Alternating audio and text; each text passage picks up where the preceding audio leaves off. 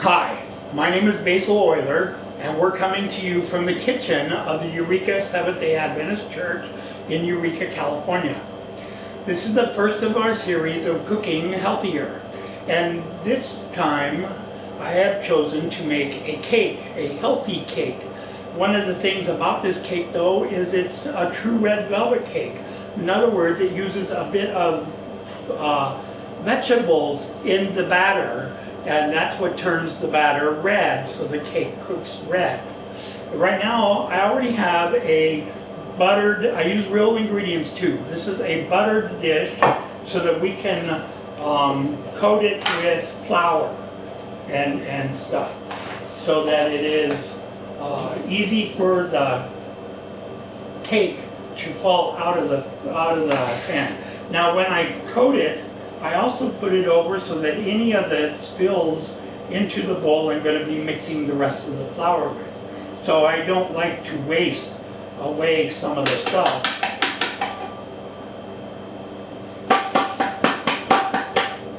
And so this is done for when we put the batter in, and then we're going to do the dry ingredients.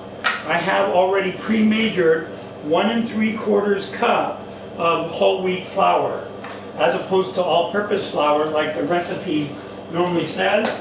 Every time I make this cake, I use whole wheat flour. That's one of the things when I started baking not too long ago, that I would do healthier cakes because I wasn't going to give them up. I don't want to eat the whole cake, but at the same time, I do like to have a piece of it here and there. So I use whole wheat flour in all but 2 of my cakes. This is baking soda. A half a teaspoon of baking soda goes into the cake, and a half a teaspoon of salt goes into the dry ingredients. And then I sift them together, but you could certainly use a whisk and whisk them together.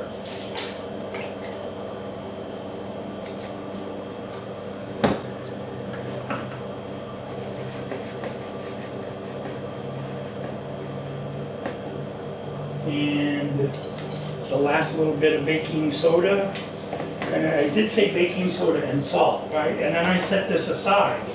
Now I do things a little different with the wet ingredients. Most wet ingredients usually say you take the fat and you cream the sugar with it, but this cake is a little different. I've already here 2 cups of boiled and pureed beets. That's what they are. I hate beets. I don't eat beets. They taste terrible to me. But now in chocolate cake, I eat my beets because they're good in the chocolate cake. You can't hardly tell. I've had only 2 out of all the people who ever ate my cake have said they can taste beets. I can't. The recipe calls for 1.5 cups. Well, the container I use after I boil the beets and puree them with a blender, the container contains 2 cups. So those 2 cups go into the cake, and you can't tell the difference. It doesn't add a beet taste to it.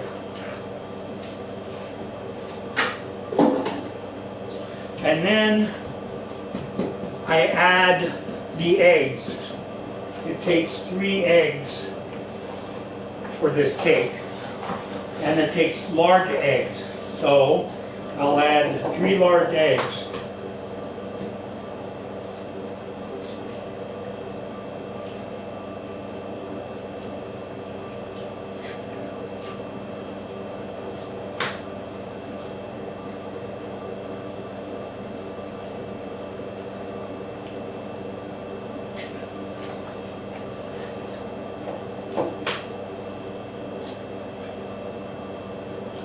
And I usually wipe down the inside of the egg with my finger, because you can get another half a teaspoon of egg out of the shell. That's how much stays in the shell if you don't scrape the remainder out. A half a teaspoon is quite a lot for eggs. So you mix the eggs into the beets. I usually use a whisk. You can use a beater, a mixer, hand mixer, on medium to low speed. Otherwise you'll get everything out. And I use a high-sided bowl. this bowl, I'm not out here to promote Walmart, but Walmart's the only store I found that has this kind of bowl, high side. Now I bought mine like 4 or 5 years ago, maybe 6, and they were $11.99 then. So they might be $12 or $13 now if you were to look at the Walmart website. But that's the final promotion of the bowl here. After the eggs, I will add sugar. I pre-measured the sugar here as 1.5 cups of sugar. Now, if you know, I've known someone, a dietitian, use 1/2 cup of sugar and the amount of stevia in her recipe, but she knew how much stevia to put into the mix to replace the sugar. Now, you have to be careful if you do substitution, because the sugar adds structure to the cake. A lot of people think it only adds sweetness, but no, it actually adds volume and stuff. Another thing which I didn't say, I'm going to say now, is on the flour, I did not weigh it. I used it by volume, 1 3/4 cups of volume, as opposed to weighing out 8 ounces for a cup.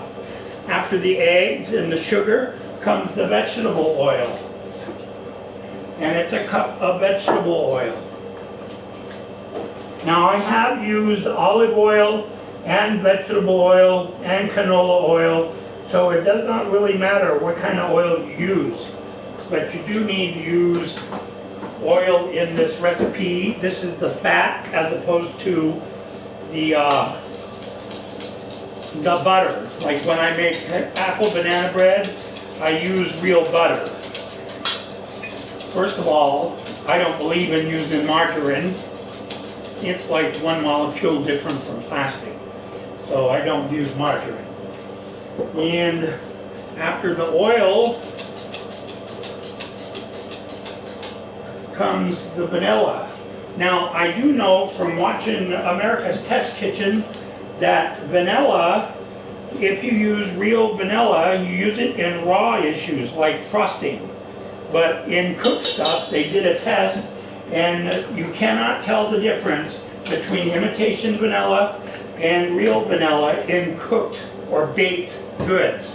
You can tell the difference in the frosting I make. When I make frosting for this, I use real vanilla there. Now, real vanilla costs a little bit more. I mean, it's like $12 for a 16-ounce bottle. And but in imitation vanilla, this one bottle is like $3. So you can use imitation vanilla in the baked stuff. And now I have a cup of chocolate chip morsels, semi-sweet morsels. Now we're going to microwave them so that they melt to go into the batter. So it takes 1 cup of this, and you have to monitor this when you microwave them. You microwave them for, I use my microwave at home for like 2 or 3 minutes.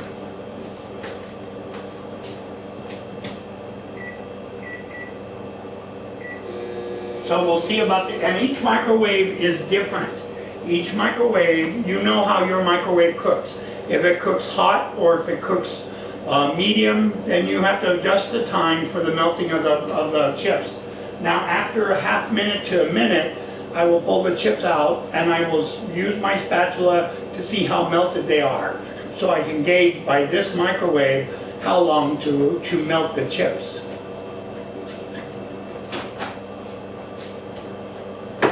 Yeah, the bowl is getting warm, but the chips are still pretty solid.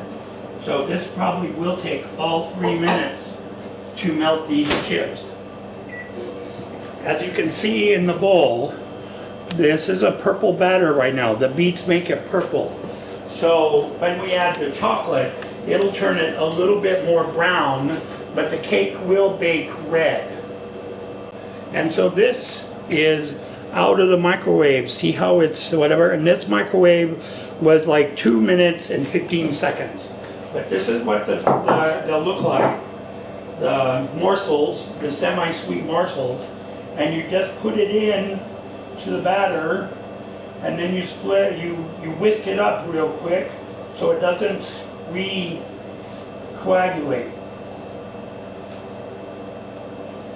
Now another thing is, do not get all the chocolate out, because even with the spatula, because it's very sticky.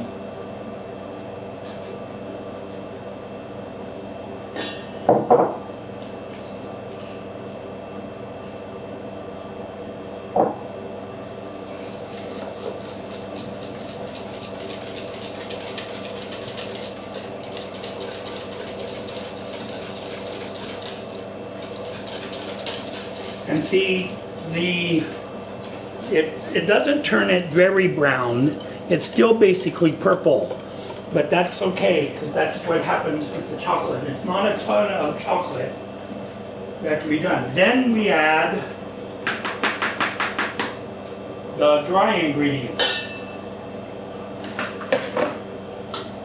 And we mix the dry ingredients in with the whisk.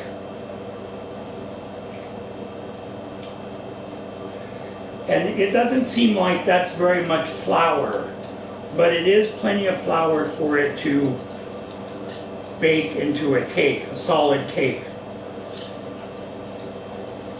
And as you see with this, that the whisk makes all the flour. There are no clumps of flour in the batter. And we're ready to put it into the pan, the baking dish.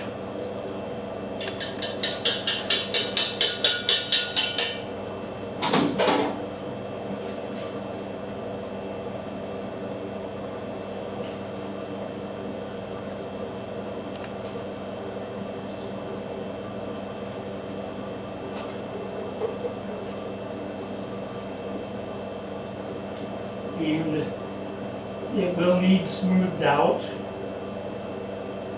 but it pours very easy into the baking dish.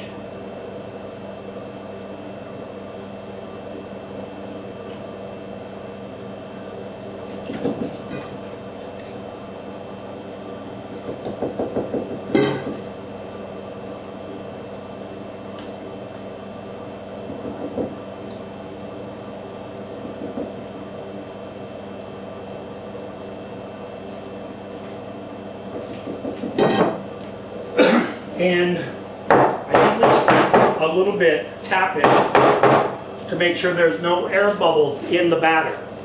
And then it goes into the oven. Now at home, I usually bake it on an aluminum cookie sheet so that it bakes even. But we'll see what it does here. And it will bake, I turned the oven on, preheated to 350 is what the recipe calls for. I usually bake it about 25 degrees lower, that way I have more control over the bake. It does take an extra 10 to 15 minutes for it to bake. So if it says for baking for 40 or 45 minutes, yep, that's what the recipe does. I usually look at it 55 to 60 minutes in the oven at 325 degrees. So it doesn't make it bake any better. It just gives you more control over how done it is. Now, this has been in the oven for an hour. And at the half-hour mark, I did rotate the cake around. So yeah, in your own oven, you will have to rotate the cake unless you have a convection oven. And I do have a toothpick here, and I will try it, and it should come out clean.